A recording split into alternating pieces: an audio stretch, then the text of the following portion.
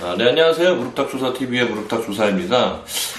저번 막대치 소개 영상에 이어서 제가 오늘 좀 소개를 해드리고 싶은 내용은 바다 양어장, 바다 유료 낚시터에 갔을 때 대부분 이제 사실 수심을 재진 않죠.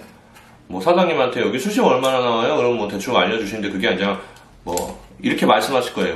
전방 5m는 뭐 몇 메타 주시고요.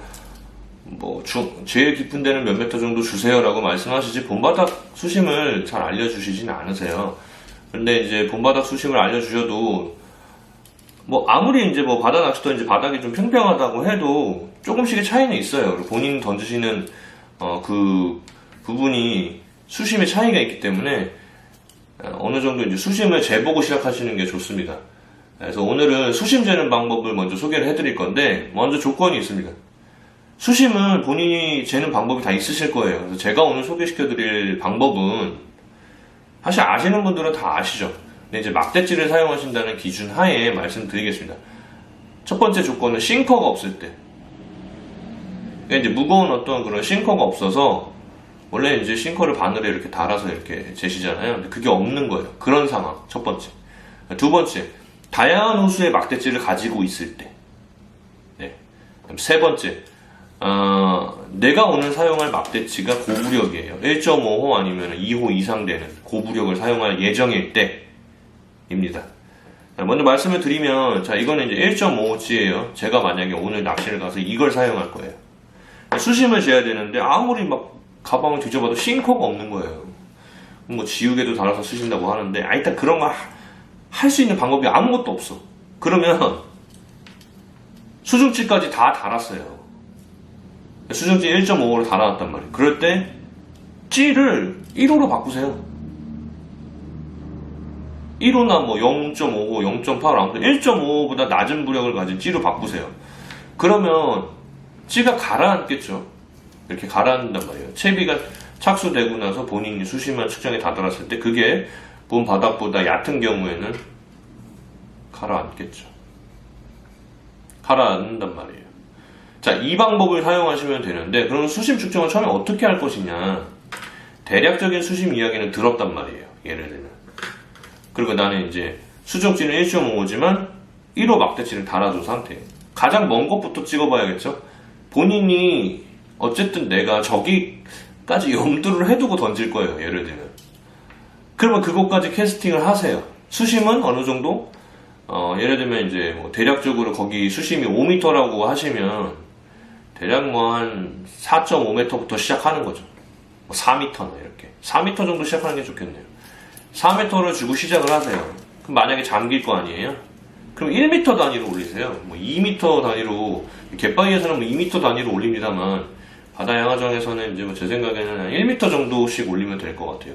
1m를 자로 재실 필요까지는 없고, 딱 쟀는데 만약에 약간 튀어나왔어요. 그러면은 그 다음부터 이제 시작인 거죠. 얼만큼 튀어나왔냐에 따라서 얼만큼의 이제 여분의 그 수심을 주었느냐를 알 수 있는 거예요. 아직도 잠겨요. 그러면 일단 튀어나올 때까지는 계속 하셔야 됩니다.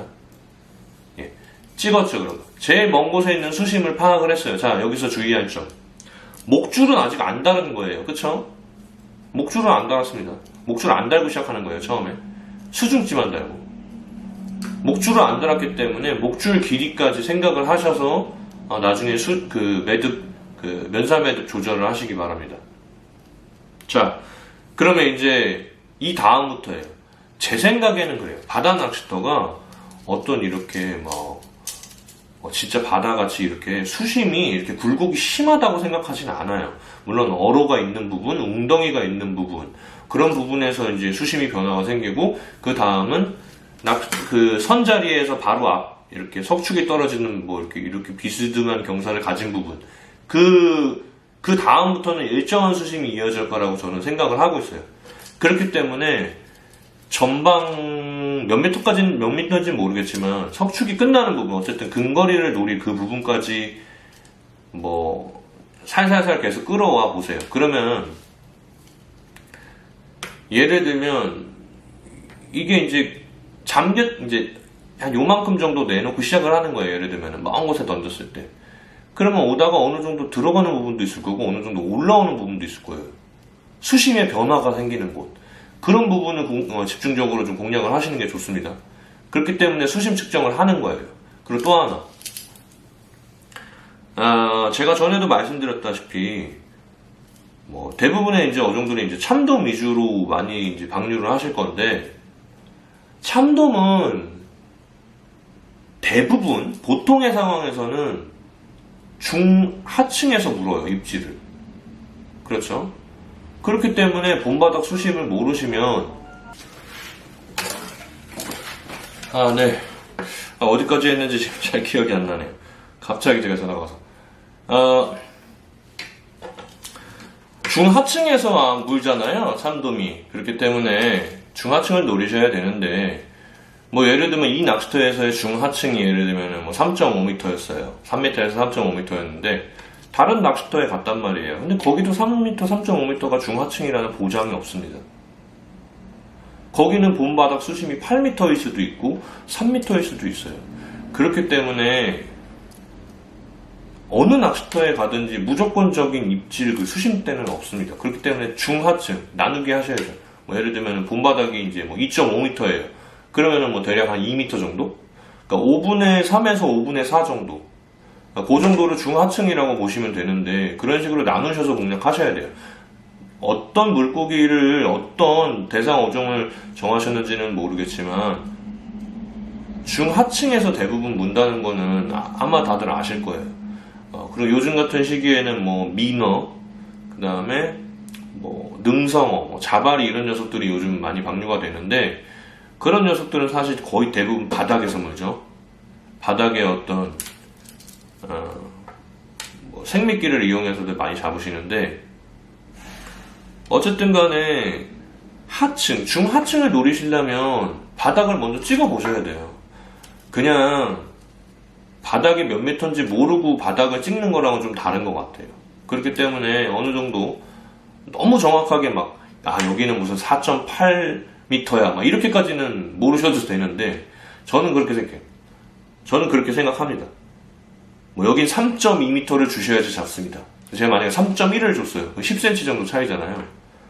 그래서 잡고 못 잡고는 그건 중요하지 않다고 생각해요. 왜냐면, 찌매듭 길이를 솔직히 이렇게 자로 재셔서 수심 재시는 분들 거의 없잖아요. 눈대중으로 재시거나 아니면 낚싯대에 초리대에서 얼만큼 그런 것도 다 눈대중으로 하시잖아요.